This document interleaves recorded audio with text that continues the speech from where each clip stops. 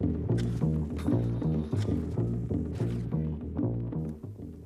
PlayStation Vita is a confused system.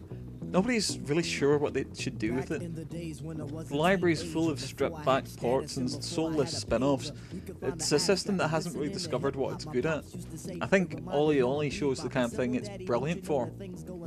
OlliOlli is a simple game with depth. At first glance, it could be confused for a Cannibal clone. You're always moving and most of the game focuses on timing jumps. But no, that's wrong. OlliOlli is a technical game, a twitchy little thing with flair. Surviving levels is one thing, but it's getting the most points out of them that counts. There's always an argument for simplifying things in games. It's an argument that should always be hard. Big games are full of fluff and nonsense, upgrades and cutscenes and in-jokes. Big skateboarding games are horrible for that shit. You want to do cool skateboarding moves and the next thing you know, fucking My Name is Earl is running you through a 10-part tutorial. OlliOlli's a simple game.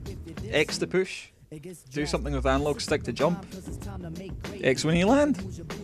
Levels are dead simple, just flat surfaces, a couple of things to avoid and some ledges. That's all you need. OlliOlli feels quick and weighty. Approaching jumps, maintaining speed and linking combos are all simple, but intricate things can be done amateurishly or totally bloody mastered.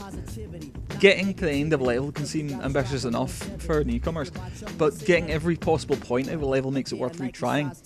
There's something inherently satisfying about connecting high-scoring moves at speed, and always being aware of how well you're doing and how well you could be doing makes it utterly compelling to retry for ages.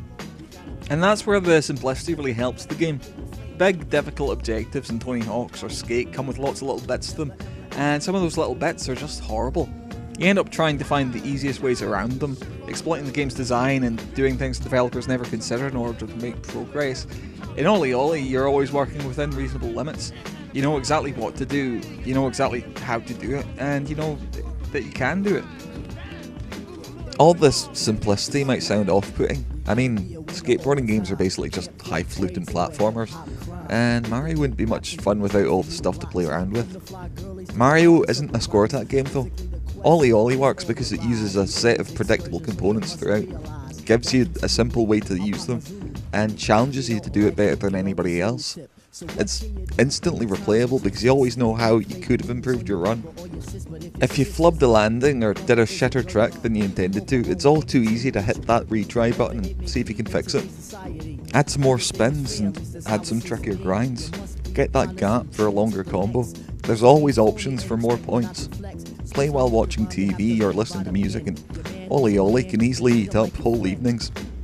Online rankings and daily challenges keep the game feeling like an active, ongoing thing, and make it a tempting thing to load up every time you're looking through your library.